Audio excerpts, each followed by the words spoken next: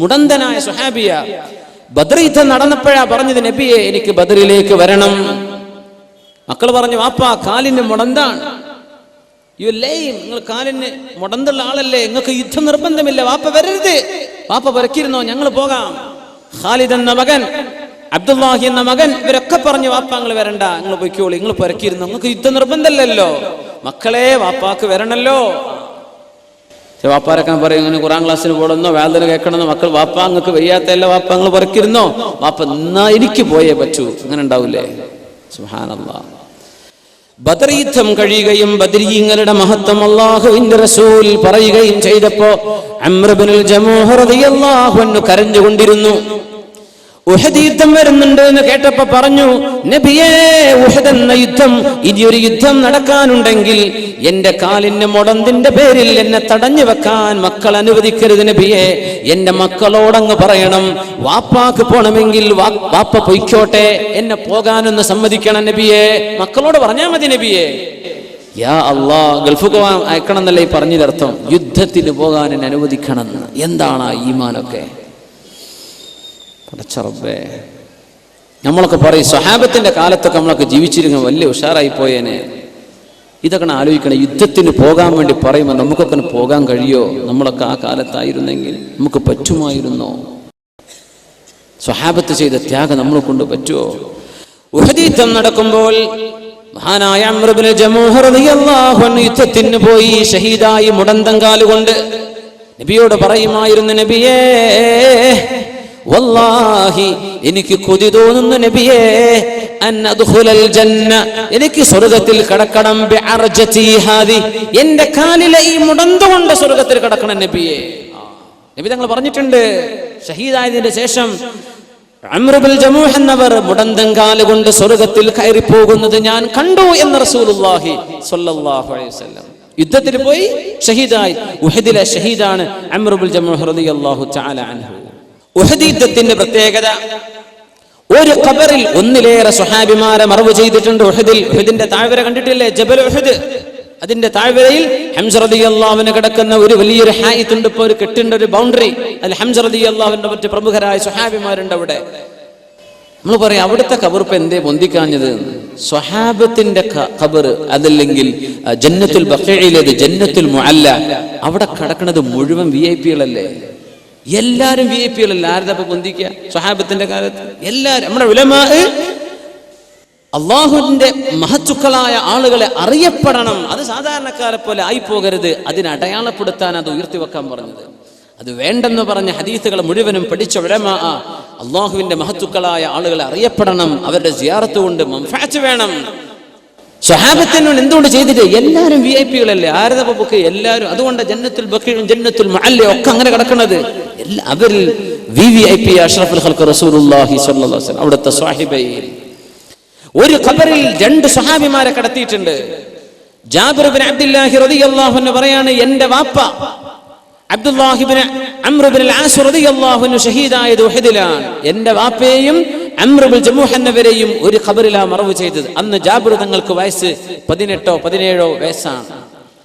വാപ്പാനെ മറവ് ചെയ്ത് കണ്ടു. വാപ്പയെ താഴെ കിടത്തി, നേരെ മേലെയാ കിടത്തിയത് അംർ ഇബ്നുൽ ജമൂഹ് റളിയല്ലാഹു അൻഹുവിനെ. ബഹുമാനപ്പെട്ടവര് മരിക്കുമ്പോ കൈ ഇങ്ങനെ നെറ്റിയിൽ പിടിച്ചിട്ടാണ് മരിച്ചത്. ആര്? ഷഹീദായത് അംർ ഇബ്നുൽ ജമൂഹ് റളിയല്ലാഹു അൻഹു. നെറ്റിയിൽ ഒരു അമ്പ് തറച്ചപ്പോ ആ അമ്പ് പിടിച്ചു വലിച്ചെറിഞ്ഞപ്പോ ശക്തമായ ചോര വന്നപ്പോ കൈ കൊണ്ട് ഇങ്ങനെ രക്തം ഇങ്ങനെ അടച്ചു പിടിച്ച് കിടന്നതാ. ആ കിടപ്പിൽ ഷഹീദായി അംർ ഇബ്നുൽ ജമൂഹ് റളിയല്ലാഹു അൻഹു. നമ്മുടെ ഉലമാ ഒക്കെ കിതാബുകളിൽ രേഖപ്പെടുത്തിയ പ്രബലമായ അർത്ഥശങ്കക്കിടമില്ലാത്ത സംഭവമാണ്. നമ്മൾ അങ്ങനത്തെ ഒന്നല്ല ഇവിടെ വിളിച്ചു പറയുന്നത്. ആധികാരികമായ ഒരു സദസ്സാണ്. ഒരു മൈക്കിന് മുമ്പെന്ന് ഞാൻ പറയാണ്. ഇത് നമ്മൾ ആധികാരികമായി ഇവിടെ പറയാൻ പറ്റൂ. അതുകൊണ്ട് മുഅ്മിനെ ഒരു സംശയം വേണ്ടാത്ത സംഭവമാണിത്. സ്വഹാബിയല്ലേ, നെറ്റിയിൽ കൈവച്ചുകൊണ്ടാ കടന്നത്.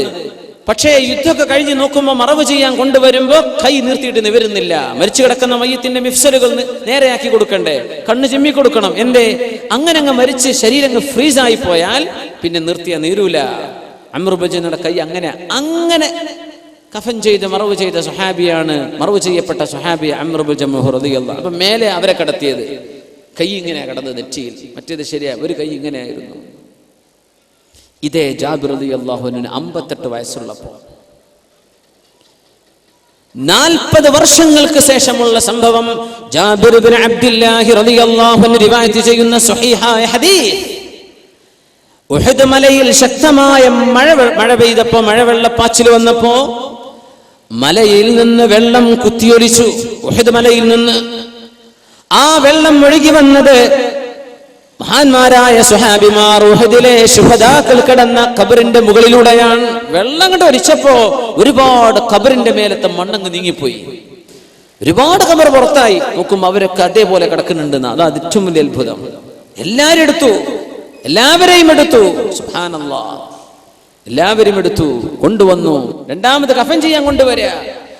അങ്ങനെ ഖബർ തുറന്നതിലുണ്ട് എന്റെ ഉപ്പ അബ്ദുല്ലാഹി ഇബ്നു അംർ ഇബ്നുൽ അസിന്റെ ഖബറും റളിയല്ലാഹു അൻഹു അംർ ഇബ്നുൽ ജമൂഹ് എന്നവരും കടന്ന ആ ഖബറും പുറത്തായിട്ടുണ്ട്. അംർ ഇബ്നുൽ ജമൂഹ് എന്നവരെയും എന്റെ വാപ്പയെയും രണ്ടാമതൊന്ന് കഫൻ ചെയ്യാൻ ഞങ്ങൾ കൊണ്ടുവന്ന് കിടത്തി. അപ്പൊ കൈ ഇങ്ങനെ ഒരു കുഴപ്പം. 40 കൊല്ലം കഴിഞ്ഞിട്ട്, 40 വർഷം കഴിഞ്ഞ് സ്വഹാബിമാരുടെ ശരീരത്തിന് ഒരു കുഴപ്പവും സംഭവിച്ചിട്ടില്ല. എന്താ ഉമ്മിനെ, എന്താണിത്? ഭൗതിക നിയമങ്ങൾ അല്ലാഹു പൊളിച്ചെഴുതുക. മണ്ണിൽ വെച്ച അലിയണം. ചിലത് അല്ലാഹു തൊടാൻ സമ്മതിക്കൂല. ചില മണ്ണുകളോട് പറയും തൊടണ്ട, അവിടെ കടന്നോട്ടെ. 2 ആയത്തിലാ ഖുർആൻ പറഞ്ഞത്. لا تحسبن الذين قتلوا في سبيل الله أمواتا بل أحياء عند ربهم يرزقون. അല്ലാഹുവിന്റെ മാർഗത്തിൽ ഷഹീദായി പോയ ആളുകൾ അങ്ങനെയാണ്. അവർ മരിച്ചവരാണെന്ന് വിചാരിക്കല്ല, ജീവിച്ചിരിപ്പുണ്ട്. ഹയാത്തൻ തലീഖു ബിഹിം, അവരവരോട് യോജിച്ച ഒരു ഹയാത്ത് അല്ലാഹു അവർക്ക് കൊടുക്കുന്നുണ്ടെന്നേ മനസ്സിലാക്കാൻ പറ്റൂ.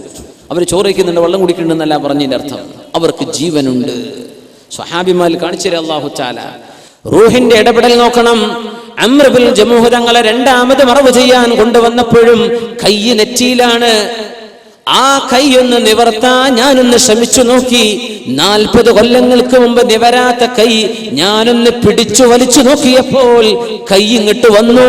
പക്ഷേ മുറിവിൽ നിന്ന് രക്തം പൊടിഞ്ഞത് ഞങ്ങൾ മുഴുവനും കണ്ടുവന്ന് ജാബിർ ഇബ്നു അബ്ദുല്ലാഹി റളിയല്ലാഹു അൻഹു. 40 കൊല്ലം കഴിഞ്ഞിട്ട് ഒരു സ്വഹാബിയുടെ മയ്യത്താണിത്.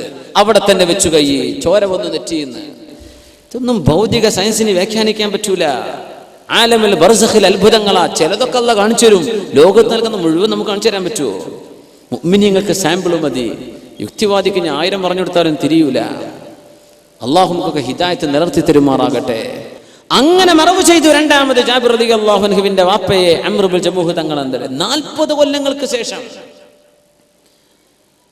മഹാനായ മുആവിയ റളിയല്ലാഹു അൻഹു ഖിലാഫത്തു റാഷിദക്ക് ശേഷം ഭരിച്ച മഹാനല്ലേ എന്ന് പറഞ്ഞാൽ അഷ്റഫുൽ ഖൽഖ് സ്വല്ലല്ലാഹു അലൈഹി വസല്ലം തങ്ങളുടെ വഫാത്തിന് ശേഷം 50 വർഷങ്ങൾക്ക് ശേഷം ഭരണം നടത്തുന്ന 45 വർഷങ്ങൾക്ക് ശേഷം 40 വർഷങ്ങൾക്ക് ശേഷം ഇസ്ലാമിക ലോകത്ത് ഭരണം നടത്തിയ അമീർ മഹാനായ മുആവിയ ഇബ്നു അബീ സുഫിയാൻ റളിയല്ലാഹു അൻഹുമാ. അവര് മദീനയിലേക്ക് ഒരു കനാലിന്റെ പ്രൊജക്ട് ഉണ്ടാക്കിയിരുന്നു. മദീനത്തേക്ക് ഇറിഗേഷൻ, വെള്ളം കൊണ്ടുപോകാൻ ഒരു കനാൽ കീറാൻ വേണ്ടി പറഞ്ഞിരുന്നു. ആ കനാൽ കീറുമ്പോ ശുഹദാഇന്റെ ഖബറൊക്കെ കിടക്കുന്ന ഭാഗത്തിന്റെ അരികിലൂടെയാണ് കനാൽ കീറിപ്പോയത്.